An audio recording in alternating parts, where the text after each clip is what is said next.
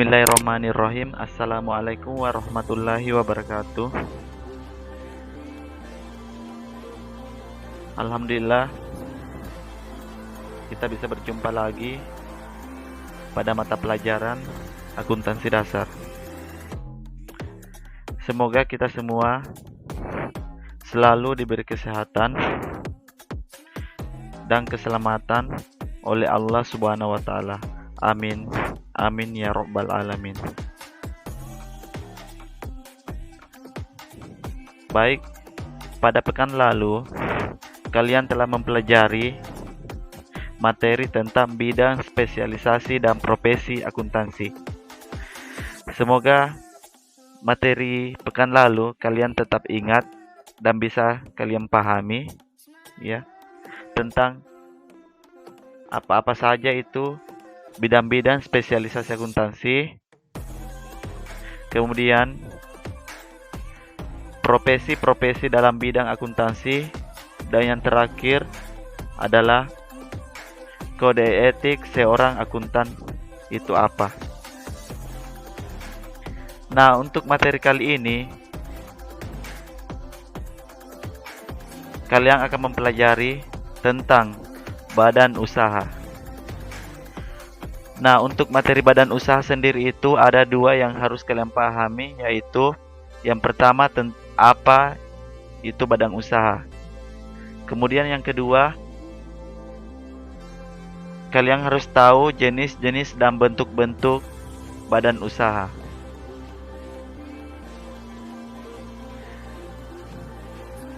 Jadi selama materi berlangsung,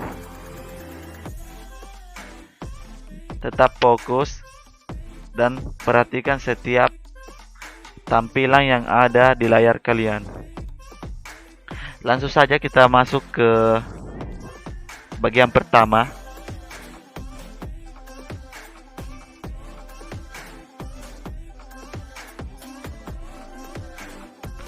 Nah, bagian pertama itu tentang judul badan usaha.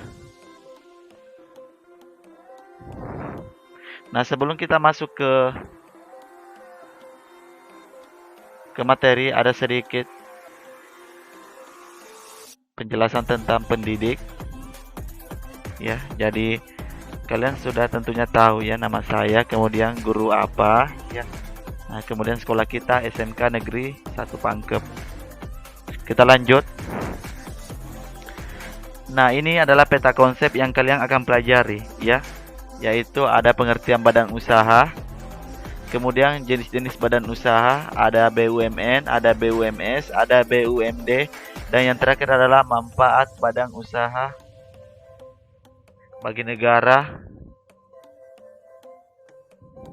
dan yang lainnya. Kita lanjut.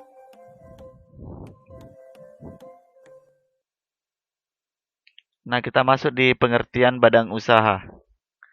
Nah, di layar kalian sudah tampil ya bahwa badan usaha adalah kesatuan yuridis, hukum, teknis, dan ekonomis yang bertujuan mencari laba atau keuntungan. Ya. Nah, jadi badan usaha itu ya tujuannya untuk mencari keuntungan ataukah laba sebesar-besarnya tanpa merugikan pihak lain ya. Nah, badan usaha seringkali disamakan dengan perusahaan. Walaupun pada kenyataannya berbeda, perbedaan utamanya adalah kalau badan usaha yaitu sebuah lembaga ya, sedangkan perusahaan adalah tempat di mana badan usaha itu mengelola faktor-faktor produksi. Nah, jadi badan usaha itu ya dia di bawah naungan perusahaan. Nah, jadi contohnya kalau ada badan usaha yang membutuhkan bahan-bahan produksi, maka dia mengambil dari perusahaan ya. Jadi badan usaha itu tidak bisa menjalankan usahanya, menjalankan segala aktivitas di dalamnya tanpa adanya perusahaan ya. Makanya dinamakan tempat di mana badan usaha itu mengelola faktor-faktor produksi, ya. Karena perusahaan memang ya tempat untuk badan usaha bisa mengelola faktor-faktor produksinya. Nah, kita berikan contoh, contohnya seperti ya industri farmasi. Nah, industri farmasi ini adalah sebuah badan usaha di bidang kesehatan ataukah penyediaan obat-obatan bagi masyarakat atau konsumen. Nah, untuk bisa membuat obat-obatan, maka industri farmasi ini harus mengambil bahan-bahan produksi di perusahaan. Nah, contohnya berupa zat-zat kimia yang dibutuhkan, ia harus mencari di perusahaan-perusahaan kimia. Nah, seperti itu. Kalau tidak ada perusahaan, maka si industri farmasi ini tidak bisa membuat obat-obat yang akan diproduksinya. Seperti itu contohnya. Yang kedua, saya berikan lagi contoh seperti ya badan usaha pertanian. Nah, badan usaha pertanian ini tidak bisa menjalankan usahanya kalau tidak ada bahan-bahan yang diperoleh dari perusahaan, ya seperti bibit-bibit yang akan ditanam. Nah, semua itu pasti diperoleh pada perusahaan yang membuat bibit-bibit tersebut. Seperti itu maksudnya. Ya, semoga bisa dipahami. Selanjutnya kita melangkah ke bagian berikutnya yaitu bentuk-bentuk badan usaha. Ya, jadi bentuk-bentuk badan usaha itu ada 3, ada namanya BUMD, ada BUMS, ada BUMN. Kita akan bahas satu persatu mulai dari BUMN ya. Apa itu BUMN? Nah, BUMN adalah badan usaha yang permodalannya seluruhnya atau sebagian dimiliki oleh pemerintah ya. Jadi BUMN ini adalah badan usaha ya di mana di dalamnya ya seperti sahamnya ya modalnya itu dimiliki sepenuhnya oleh pemerintah ya. Contohnya pemerintah kita Indonesia ataukah sebagian dimiliki oleh pemerintah ya. Nah, bisa sebagian dimiliki oleh pemerintah, sebagiannya lagi oleh pihak swasta. Nah, apa-apa saja yang termasuk perusahaan BUMN? Ada seperti contohnya ini ada Perjannya, itu apa itu Perjan? Ya, perusahaan perkeretaapian, ada Perum, ya Perumnas, ada PT. Nah, ini semua adalah ya badan usaha yang dimiliki oleh pemerintah. Oke. Kita lanjut lagi ya. Kita akan bahas satu persatu perusahaan. Perjang itu adalah perusahaan jawatan. Ya. Contohnya seperti kereta api. Nah, perusahaan ini dimiliki oleh negara yang ditunjukkan untuk melayani kepentingan masyarakat dengan memperhatikan segi efisiensinya. Besarnya modal perusahaan jawatan ditetapkan melalui APBN. Ya. Nah, itu perusahaan jawatan. Yang kedua, perusahaan umum. Nah, perusahaan umum ini merupakan perusahaan milik negara yang modalnya masih dimiliki oleh pemerintah, namun memiliki sifat mirip perusahaan jawatan atau perusahaan jawatan, dan sisanya perusahaan perseroan atau persero. Hal ini disebabkan karena perusahaan umum boleh mengejar keuntungan di samping melayani kepentingan masyarakat. Ya, contohnya seperti Perumnas. Selanjutnya yang ketiga ada perseroan terbatas. Nah, perseroan terbatas ini merupakan suatu badan hukum yang menjalankan usaha yang memiliki modal. Terdiri dari saham-saham yang pemiliknya memiliki sebagian banyak saham yang dimilikinya. Karena modalnya terdiri dari saham-saham yang dapat diperjualbelikan, perubahan kepemilikan perusahaan bisa dilakukan tanpa perlu membubarkan perusahaan. Nah, itulah perusahaan terbatas. Ya, atau disingkat PT.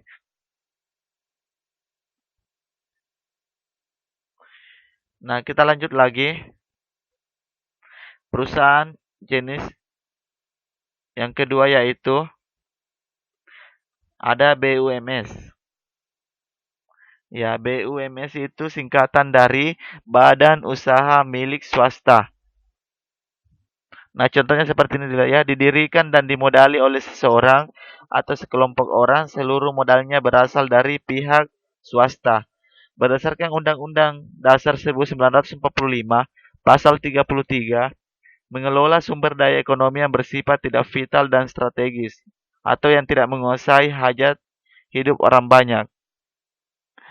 Contoh ini adalah contoh-contoh ya, kita lihat contohnya yang termasuk badan usaha milik swasta ada PD, perusahaan perseorangan ya, ada firma ya. Nah, firma ini persekutuan antara 2 orang atau lebih yang menjalankan usaha dengan satu nama di mana setiap anggotanya mempunyai tanggung jawab penuh terhadap perusahaan. Pendiriannya dilakukan di hadapan notaris dengan membuat akta pendirian sebagai bukti tertulis. Selanjutnya, ini contohnya ada CP ataukah persekutuan antara 2 orang atau lebih yang menjalankan usaha dengan nama yang sama, akan tetapi sifat keanggotaan yang berbeda. Terdapat anggota aktif dan pasif. Nah, contohnya ini ada CP Pajar Jaya, ya. Selanjutnya ada namanya PT juga ya, PT. Persekutuan yang memperoleh modal dengan mengeluarkan sero atau saham di mana setiap orang dapat memiliki satu atau lebih saham serta bertanggung jawab sebesar modal yang diterapkan. Keuntungan bagi persero diberikan dalam bentuk dividen. Nah, jadi badan usaha milik swasta ini ya, nah, jadi modalnya itu dimiliki oleh seseorang atau sekelompok. Kemudian setiap keuntungan yang diperoleh dari perusahaan badan usaha ini itu dibagi hasilnya sesuai dengan besaran berapa setiap orang ya yang memiliki saham tersebut, nah, sesuai besarannya ya yang disimpan. Ya, jadi tergantung dari berapa saham masing-masing anggota perusahaan dalam menyimpan modalnya. Oke. Itu selanjutnya ada BUMD. Nah, BUMD ini adalah badan usaha milik daerah. Ya, singkatannya itu.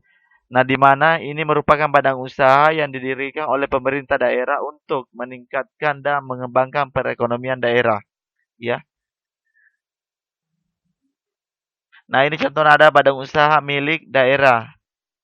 Ya, ada namanya PT Bangun Basel. Nah, contohnya kita di daerah Pangkep ya, ada BUMD yang dimiliki oleh pemerintah daerah seperti contohnya hotel Matampain ya yang terletak di Matampa. Nah, itu adalah sahamnya ya atau modalnya itu dimiliki oleh pemerintah daerah kita. Nah, tujuannya itu untuk mengembangkan perekonomian daerah. Jadi keuntungan yang diperolehnya itu mutlak masuk ke kas daerah. Ya, seperti itu. Kita lanjut lagi. Ya, setelah mengetahui ya bentuk-bentuk badan usaha, ada juga namanya jenis-jenis ya badan usaha. Nah, jenis-jenis badan usaha itu ada 2 ya. Ada menurut lapangan usaha dan ada menurut bentuknya. Nah, kalau menurut lapangan usaha ada 5 badan usaha. Yang pertama adalah badan usaha industri ya, yaitu badan usaha yang kegiatan produksinya meliputi pengolahan bahan mentah untuk diproses menjadi bahan setengah jadi atau barang jadi yang siap untuk dikonsumsi. Contohnya ya industri tekstil, industri kimia, dan industri logam. Ya. Yang kedua, badan usaha perdagangan. Nah, badan usaha perdagangan ini merupakan badan usaha yang aktivitasnya melakukan pembelian sejumlah barang di suatu tempat untuk dijual kembali di tempat lain dengan tujuan mencari keuntungan. Contohnya swalayan dan supermarket. Ya. Yang ketiga, badan usaha jasa.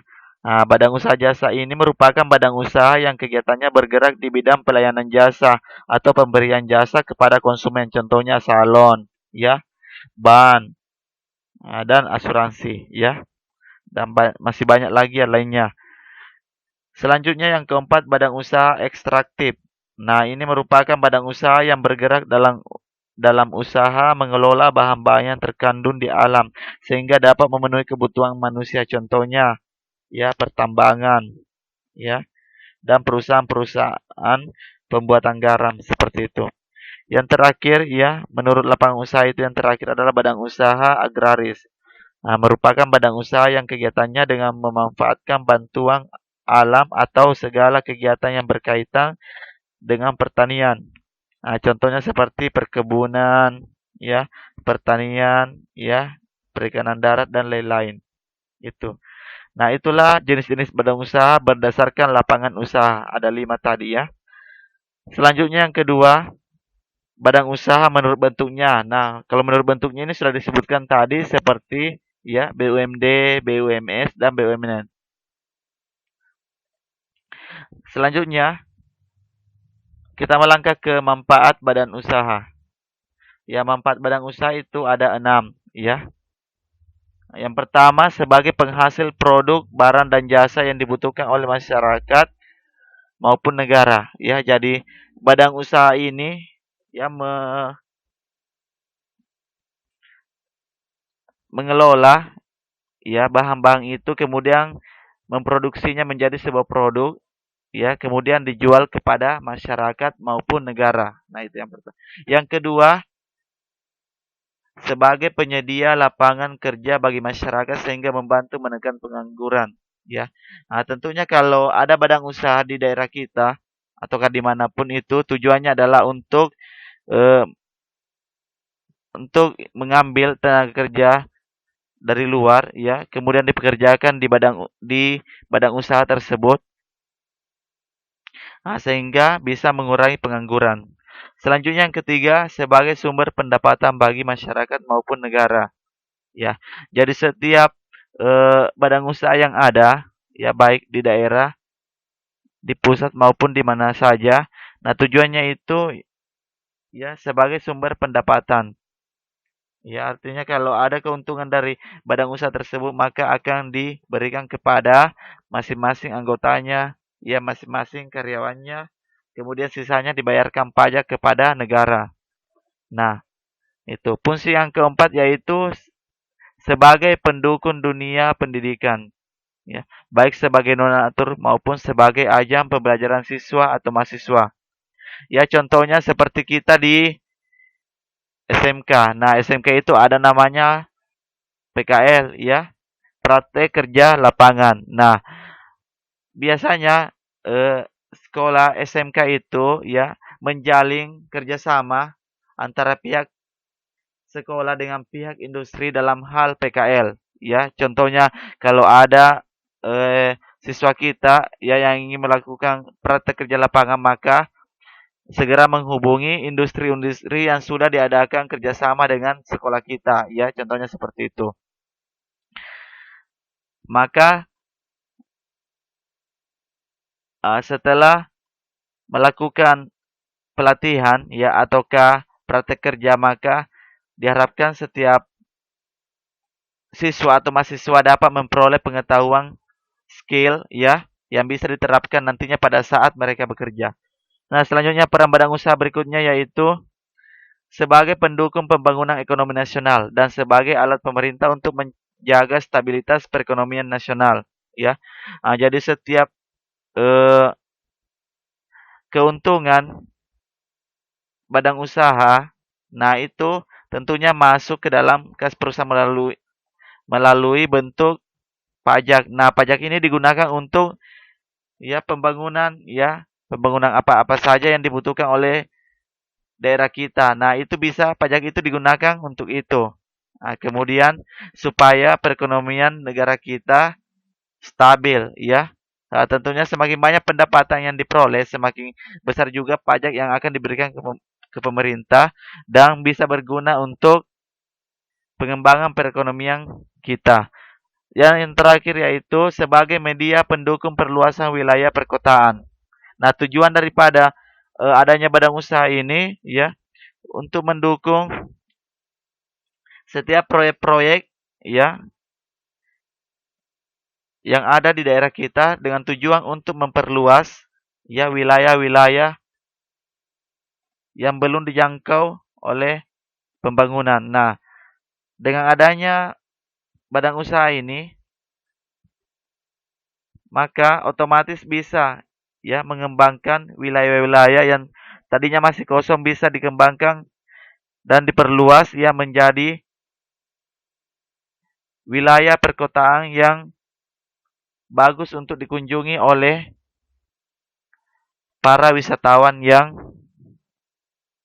berasal dari luar negeri. Nah, seperti itu. Jadi itulah perang ya ataukah manfaat dan tujuan daripada adanya badan usaha. Ya. Oke, cuma itu ya materi untuk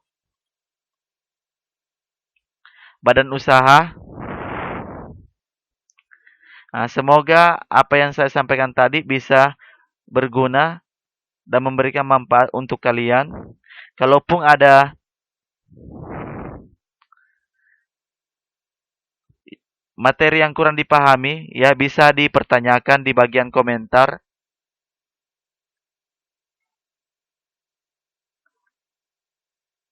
Ya, jadi bisa dipertanyakan di bagian komentar di video ini. Ya, mungkin hanya itu yang bisa Bapak sampaikan. Sebelum Bapak tutup, saya meminta ya silakan di-subscribe, di-like ya, di-share dan diberikan komentar pada video ini. Ya. Sekian penyampaian dari Bapak. Lebih dan kurangnya mohon dimaafkan. Wassalamualaikum warahmatullahi wabarakatuh.